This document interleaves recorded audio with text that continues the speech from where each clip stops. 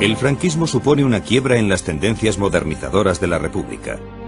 Desde los inicios del nuevo Estado se confunde el régimen político y la persona de Francisco Franco. El régimen del general Franco era una dictadura personal que se basaba sobre tres grandes pilares que sostenían lo que se llamó el régimen político. En primer lugar, el ejército, que era el garante de esa victoria y de que no habría vuelta atrás en esa victoria.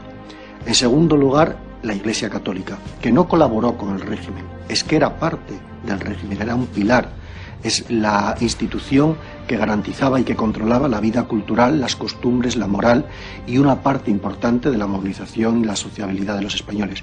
Y en tercer lugar, el Partido Unificado, la falange tradicionalista, encargada del control de la retaguardia, de los sindicatos, de la movilización juvenil, el Frente de Juventudes, de la mujer, la sección femenina. Estas tres instituciones tenían como clave de bóveda la figura del general Franco, que era generalísimo de los ejércitos, cruzado por la fe de Cristo y jefe nacional del único partido, solo responsable ante Dios y ante la historia. Tras la guerra hay una afiliación masiva a la Falange, más por interés que por su atractivo ideológico. Pero Falange, tras el fusilamiento de su fundador, José Antonio, al principio de la guerra, se convierte en un apéndice del franquismo y no es el partido único de ideología fascista. En efecto, Franco fusiona Falange con los grupos tradicionalistas y es esta nueva Falange la que se convertirá en el llamado Movimiento Nacional. Así, más que un partido, es un grupo de poder que Franco utiliza para movilizar a los ciudadanos. Bajo la tutela de Falange, el régimen, a semejanza de otros regímenes totalitarios europeos, crea diversas organizaciones de masas. Tal es el caso de la sección femenina, dependiente de Falange. A través de ella se forma a las jóvenes en los valores católicos tradicionales y en los postulados de un régimen para el que la actividad social de la mujer se restringe al círculo familiar. Como mucho se le reservan tareas en los servicios sanitarios, de asistencia social o de beneficencia. Mientras tanto, entre los vencidos se organizan los maquis, grupos guerrilleros integrados por comunistas, socialistas, anarquistas y nacionalistas vascos.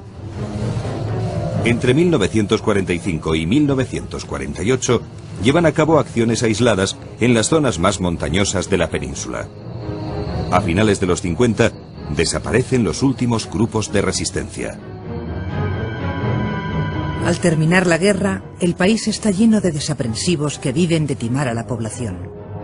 Falsos funcionarios ofrecen a sus víctimas influyentes gestiones para excarcelar presos, dar trabajo a los desempleados o incluso para levantar templos. Es la picaresca propia de un país en ruinas.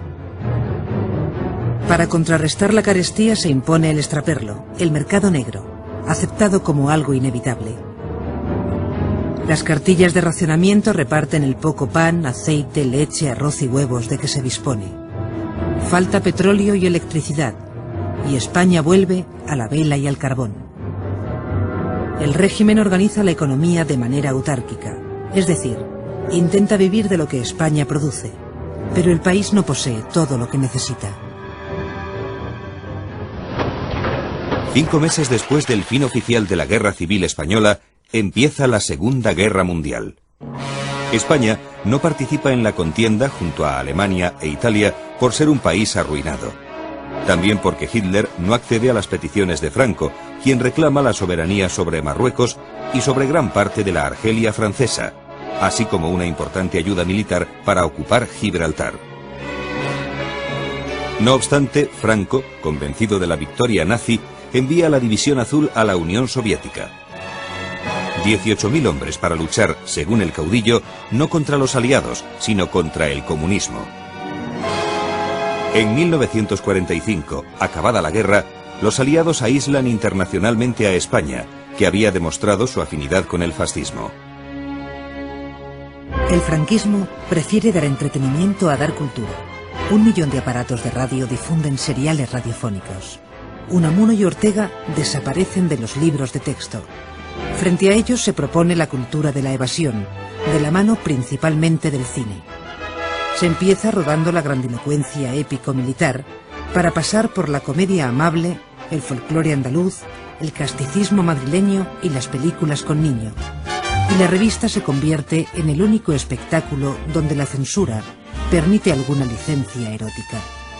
En los teatros se asiste a comedias de Jacinto Benavente y Enrique Jardiel Poncela, y aparece la literatura de kiosco especializada en dos subgéneros, la novela rosa y la novela del oeste.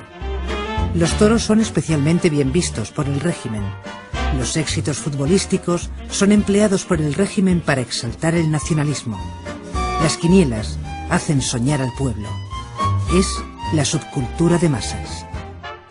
Madrid y Barcelona se llenan de chabolas con personas que llegan del campo. En estos años se crea el Documento Nacional de Identidad obligatorio para mayores de 16 años. Se venden a plazos relojes suizos y llegan los bolsos de plexiglas. Por todas las ciudades surgen los niños prodigio. En 1948, una tienda de Madrid exhibe un televisor, mientras que se piensa que un caldo de caracoles cura la tosferina y algunos curas no dan la comunión a aquellos que se apuntan a la moda de los bailes pecaminosos.